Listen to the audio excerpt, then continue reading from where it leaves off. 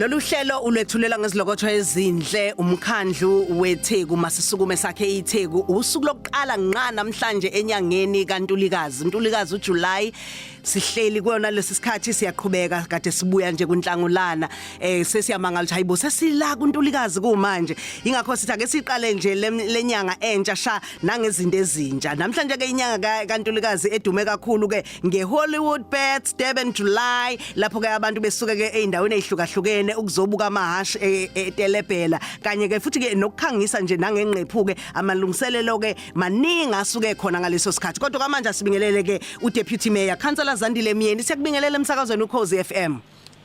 Siyabonga dadewethu siyakubingelela sibingelele nomfowethu lapho uDJ Sigqemeza sibingelele noproducer nabalaleli emakhaya. Uthi ukubona ulinganisa isigqoka ngazi kuphi ulinganisa isigqoka udidekile ungazi ukuthi uthathe siphi.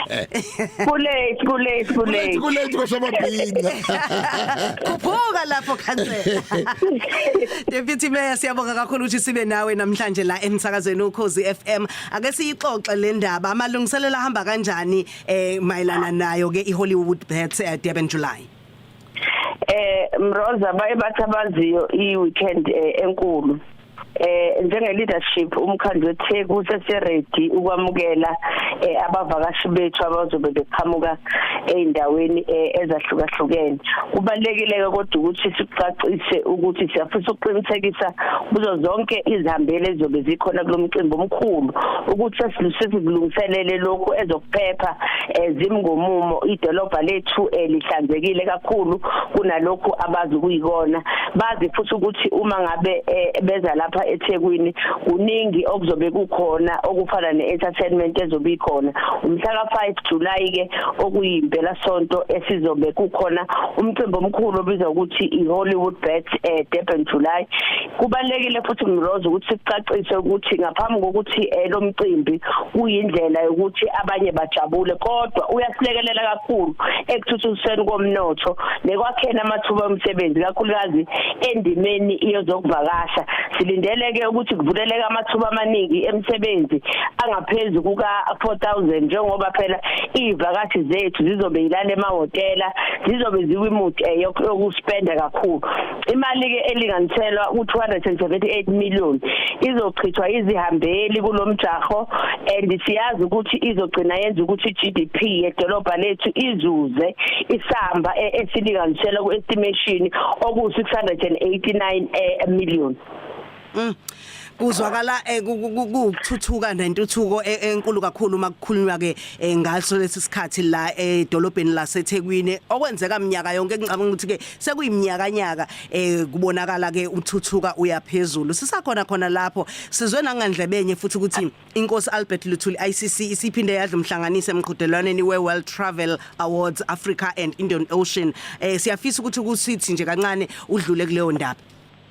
Kunjalo dadewethu siyayiqhenya kakhulu siyaqhubeka ke njenge ITC njengedolobha iTheku ukuthi siyabonwa eindaweni zomhlaba ukuthi siyindawo ngempela ihamba phambili ekusingatheni inkomfa kanye nemhlangano emikhulu eAfrica nakweminye izinye indawo lokho okusho okukhulu kuthina kusho ukuthi ke imizamo yethu iyabonakala iyaphambili njengedolobha emhlabeni wonke jikelele ngoba lo mcimbi nje okade ukhona useTanzania ngempela sonto edlule iICC nje ithole indondo la enikezwe khona bekuyihlandla ke leshumi Mroza silokhu siyithathile le ndondo esho khona ukuthi iICC indawo ngempela esezingeni lomhlaba lokukhudelana izinto ezenzekalayo. Siyafisa ukuthi ungakahambi nje Deputy Mayor mhlawumbe umsanda kuvula umsakazo sihleli ke noCouncillor uZandile Myeni uDeputy Mayor womkhandlu waseThekwini ngolesihlanu sikubone nivula isikhungo esizosiza kakhulukazi umphakathi waseNagini kakhulukazi inja ngokuthi ke ikwazi ukusebenzisa iinternet ibheka amathuba emisebenzi namabhizinisi kanjalo nemfundaze kuhamba kanjani siyafisa usichazele ngalesi sikhungo. Yebo ke Mroza ngolesihlanu bese lapha yaka wa 13 endaweni yaseNagina la besiyovula khona isikhungo esibizwa ukuthi i-Human Capital Center of Excellence.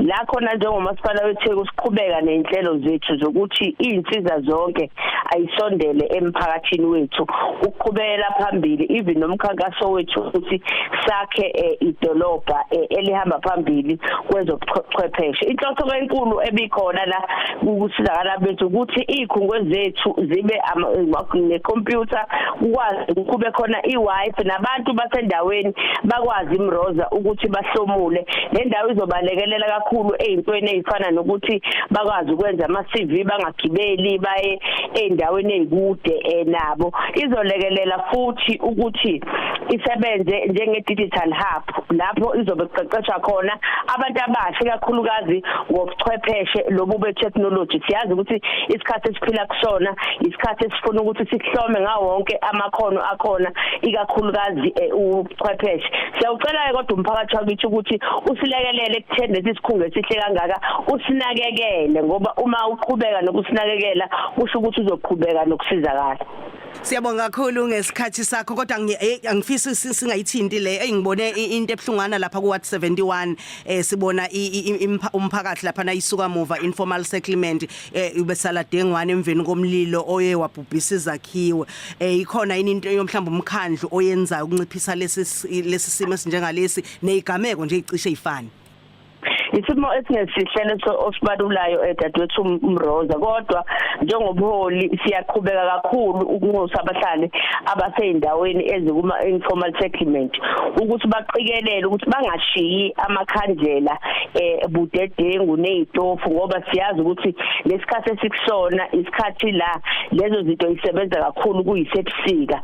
Ngaphezulu kweinhlelo ezizenzayo zokufundisa imiphakathi yethu kakhulu ngobungozi obenzekayo emlilweni siyafisa futhi ukuthi siqhubeke nokusebenza nawo umphakathi ngoba lempi ngeke sikwazi ukuthi siyilwe sisodwa njengomkhandlu singabambisene nabo. Sifisa ukudluliswa amazwi enduduzo ukubona bonke abahlali basesuka muva informal settlement across aba affectekile nabathintekile nezihlobo zabo. Siphinde futhi sibonga kuzona zonke izinhlaka zahulumeni esisebenze nabo even nama NGOs ekutheni silekelela abantu bakithi esimweni kade bebhekene naso esiphuthumayo. Kodwa siyafisa nje ukugcizelela Mroza le ethi ngalesikhathi esikusona asigade ngempela ukuthi imililo namakhandlela siwasebenzisa ngendlela okuyiyona yini ukuze sizogwema lezi zimo ezifana